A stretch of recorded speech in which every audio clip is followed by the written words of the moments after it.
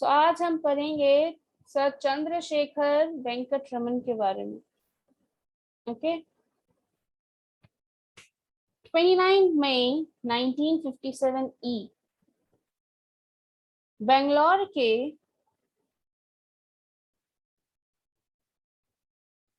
सांध्य आकाश में श्यामल मेघ घिर आए हैं।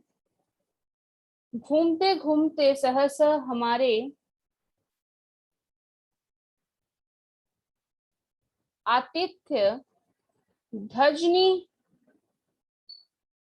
धनंजय भाई बोल उठे कि रमन इंस्टीट्यूट देखोगे, और उत्तर की प्रतीक्षा किए बिना गाड़ी को एक विशाल और भव्य भवन के आहत की ओर मोड़ देते हैं। द्वार पर लिखा है, यह आम रास्ता नहीं है, बिना आज्ञा प्रवेश वंचित है। मैं हठात उस ओर संकेत करता हूँ जो धनजी भाई कहते हैं तो धनजी भाई कहते हैं, यह तो विदेशियों के लिए लिखा है। संध्या हमारी है, हमें कौन रोक सकता है। और बरामदे के पास गाड़ी रोककर वे चपरासी को पूछते हैं, रमन साहब है, उनको बोलो कि हम आए हैं। कुछ कहूं कि इससे पूर्व ही देखता हूं कि अंदर से आकर एक व्यक्ति तेजी से अंग्रेजी में कह रहा है, मैं जानता हूं तुम बिना आज्ञा अंदर आए हो, पर कोई बात नहीं, किसी से कहना मत, मेरे पास 15 मिनट है। हम लोग संभले कि वे तीव्र गति से आगे बढ़ जाते हैं। हम विश्वास ही नहीं कर पाते कि नोबेल पुरस्कार प्राप्त प्रकाश एवं नाद विज्ञान के विशेष्य विश्व प्रसिद्ध वैज्ञानिक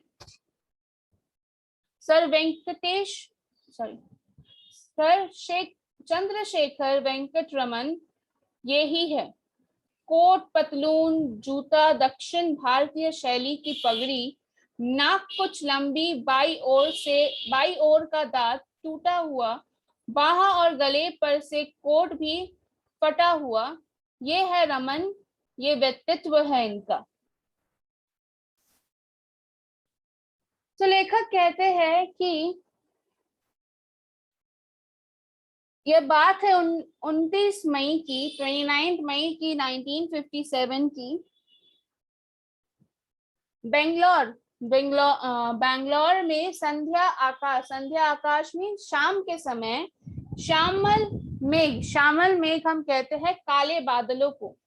तो शाम के समय बेंगलोर के आकाश में काले बादल घिर आए थे, और घूमते घूमते सहसा उनके जो दोस्त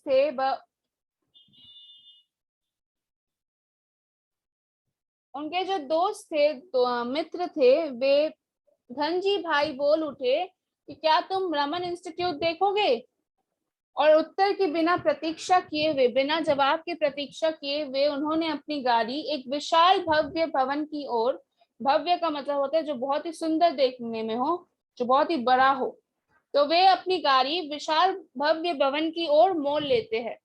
और द्वार पर लिखा हुआ था, मतलब गेट में नेम प्लेट लगा हुआ था कि यह आम रास्ता नहीं है, मतलब ये जिस रास्ते पे वे जा रहे हैं वे आम लोगों के लिए नहीं है, और यहाँ पे बिना आज्ञा बिना परमिशन के आना मना है।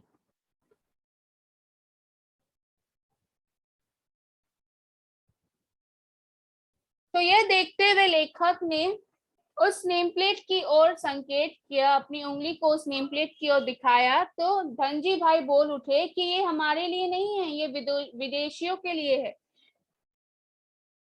संध्या तो हमारी है, ये शाम तो हमारी है, हमें कौन रोक सकता है। और उन्होंने बरामदे के पास गाड़ी रोक दी, और चपरासी का मतलब होता है जो गेट पे जो नौकर थे उनसे उन्होंने पूछा कि रमन साहब अंदर है, उनसे कहो हम आए हैं। तो कुछ ही देर में वे बोल पाते कि लेखक जो है वे अपने भाव प्रकट कर पाते कि उन्होंने देखा कि अंदर से एक व्यक्ति, एक इंसान बहुत ही तेजी से इंग्लिश में कहते हुए बाहर आ रहा है कि मैं जानता हूं तुम यहाँ बिना आज्ञा के आए हो, I know that you have came here without permission, but not to worry, कोई बात नहीं, किसी से ये कहना मत, don't tell anyone, I have only 15 minutes to give you. लेखक कहते हैं कि हम संभल ही पाते, मतलब यह बात सुनते हुए हम थोड़ा सा संभल पाते कि तीव्र गति से, मतलब तेजी से वे आगे बढ़ जाते हैं और उन्हें ये विश्वास नहीं होता है कि नोबेल पुरस्कार विनर, मतलब जिन्होंने नोबेल प्राइज जीता है, जो साइंस के वैज्ञानिक है, he is a scientist of different physical things and science के वैज्ञानिक है सर चंद्रशेखर वेंकट रमन, उनके सामने खड़े हैं। तो यहाँ पे लेखक सर चंद्रशेखर वेंकट रमन के अपीयरेंस को डिस्क्राइब करते हैं, जिन्होंने एक कोट पहनी है, पतलून, जूता और दक्षिण भारतीय स्टाइल में उन्होंने एक पगड़ी बांधी है और नाक थोड़ी सी लंबी है और बाई दांत टूटी हुई है।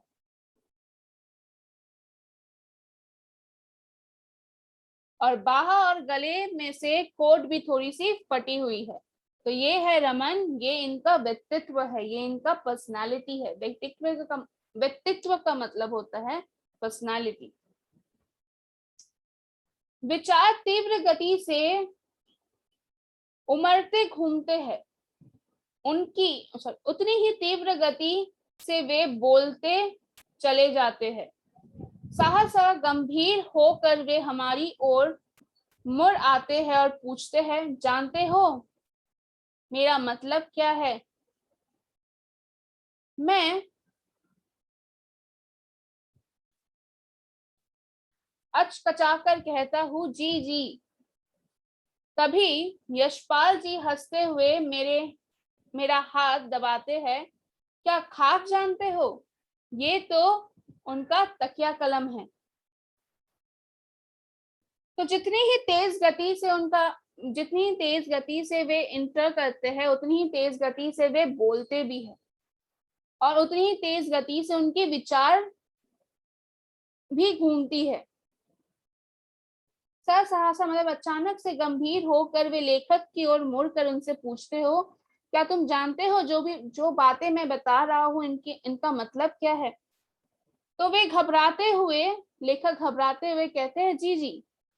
तभी यशपाल जी जो उनके साथी थे, वे हंसते हुए उनके हाथ को अपने हाथ में दबाते हुए कहते हैं, क्या तुम खाक जानते हो? मतलब तुम्हें क्या पता?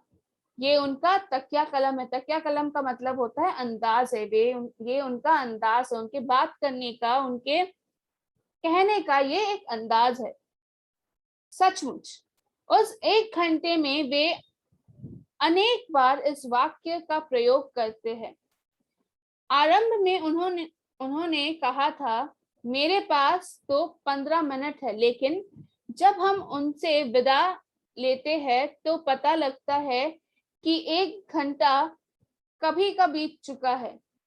जल प्रलय में सिद्धांत की व्याख्याता से लेकर पत्तों के कोयलों के नानान रूप में रूपांतर, हीरे के निर्माण, नानान धातुओं, ग्रेनाइट, ना जाने इन सब के बारे में वे हम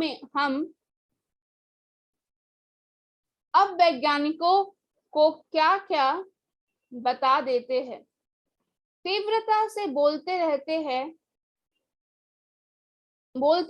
हैं, देखो ये है ऑयल डायमंड, ये इंटरनेशनल डायमंड है, ये मोती है, चमकते हैं ना?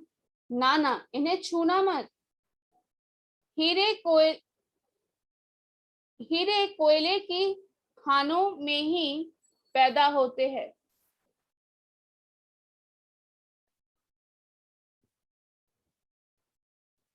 पर उनको चमकदार बनाने के लिए कितना परिश्रम करना पड़ता है। तुम तो जानते ही हो कि भारत में नोबेल पुरस्कार पाने वाले 2 व्यक्ति थे।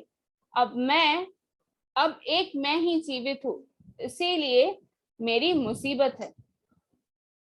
तो लेखक कहते हैं कि जब वे आते हैं तो सर ने कहा था कि उनके पास केवल 15 मिनट है उन्हें देने को, परंतु बातें करते करते लेखक को और उनके साथियों को ये पता ही नहीं लगता कि ये 15 मिनट कब 1 घंटे में परिवर्तित हो गए।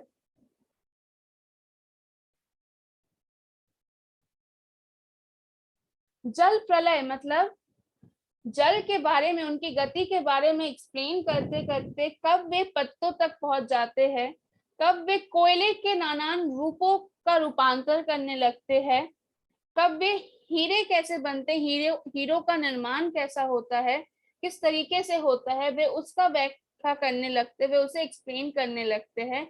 डिफरेंट टाइप ऑफ मटेरियल्स के बारे में, ग्रेनाइट्स के बारे में, और ना जाने कितने सारे बातों के कितने सारे फील्ड्स के बारे में, कितने सारे मटेरियल्स के बारे में वे उन्हें एक्सप्लेन करने लगते हैं।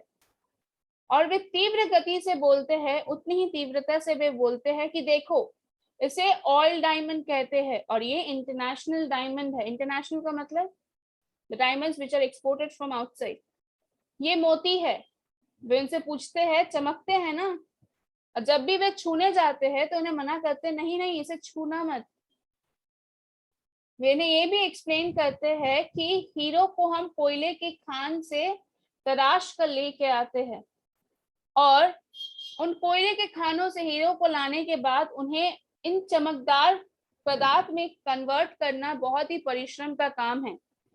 तुम जानते ही होगे, वे उन्हें कहते हैं कि तुम्हें पता ही होगा कि भारत में नोबेल पुरस्कार विजेता जिन्हें नोबेल प्राइज मिला है वैसे सिर्फ 2 ही व्यक्ति है और उनमें से मैं एक जो जीवित हूँ, इसीलिए अब तो मेरी मुसीबत है। बीच बीच में वे ऐसी बातें कह जाते हैं कि जिनका कोई पूर्व पार संबंध नहीं होता, लेकिन अर्थ अवश्य होता है। उनके संग्रहालय में नानान प्रकार के शंख, सीपियां, तितलियों का भंडार, समुद्र के नानान रूप, जीव जंतु है। आग्रह पूर्वक वे एक एक वस्तु को दिखाते हैं, दिखाते ही नहीं समझाते हैं। घूम घूम कर पूरा भवन दिखाते हैं, बाग दिखाते हैं, कहाँ क्या बनाने की उनकी कल्पना है, ये सब बड़ी आत्मीयता से समझाते हैं। और बीच बीच में सहसा हमारी ओर मुड़कर कह उठते हैं, क्या तुम इस बारे में कुछ लिखोगे? मैं जानता हूं तुम कुछ नहीं लिखोगे। तो सर चंद्रशेखर जब उन्हें अपना घर दिखा रहे थे तो बीच बीच में सर ऐसी कुछ बातें बोल जाते थे जिनका कोई पहले वाली बात से कोई अर्थ नहीं होता था, कोई संबंध नहीं होता था, लेकिन उन बातों का अर्थ जरूर होता था। संग्रहालय का मतलब होता है उन्होंने जहाँ पे अपने रिसर्च वर्क को रखा है। You can say the place where he have collected all the research work.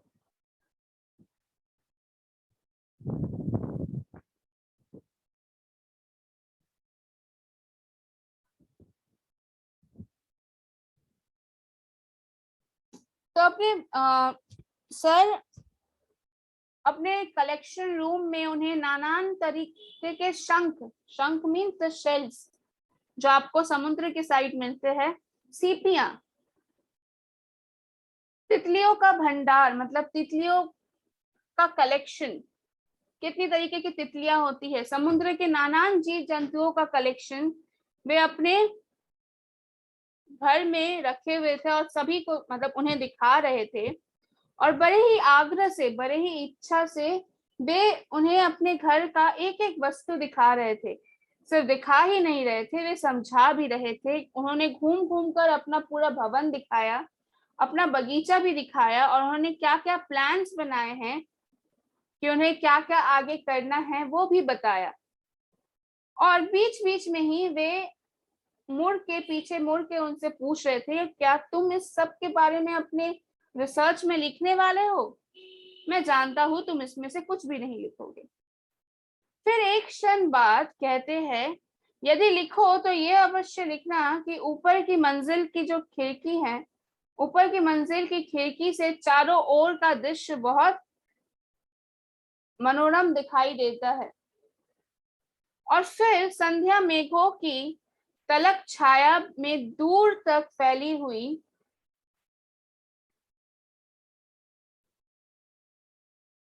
हरित वासना पहाड़ियों और ऊंचे वृक्षों को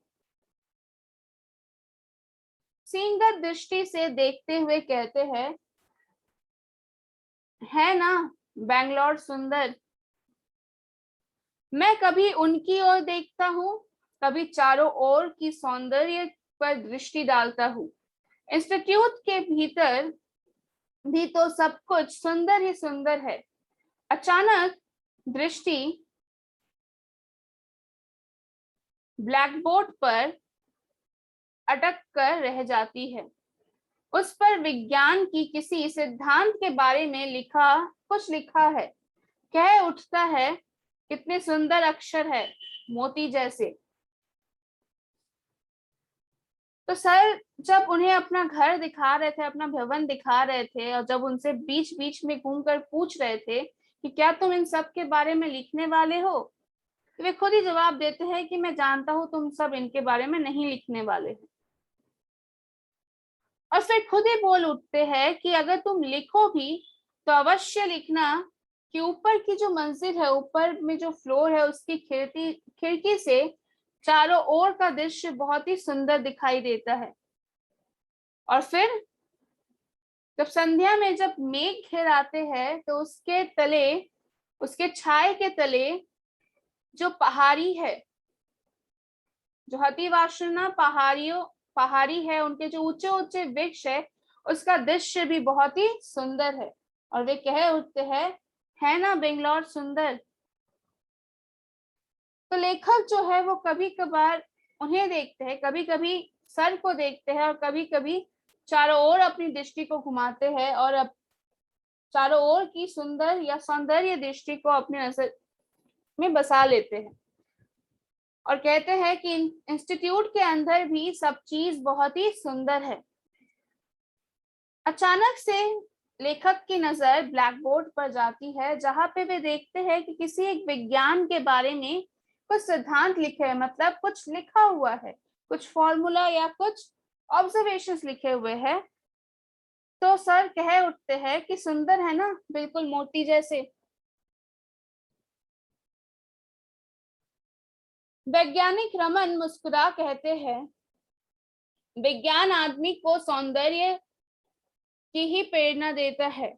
इसी प्रसंग में सुधीर कहता है, मेरी पुस्तक में आपका चित्र है। तो जब लेखक कहते हैं कि कितना सुंदर है मोती जैसे, तो रमन कहते हैं कि साइंस एक मनुष्य को, पूरे संसार को एक सुंदर, एक सौंदर्यता से देखने की एक प्रेरणा देता है। तो उसी प्रसंग में उनके जो एक दोस्त, उनके जो मित्र है सुधीर, वो कह उठते हैं कि आपकी जो तस्वीर है वो मेरे पुस्तक में है।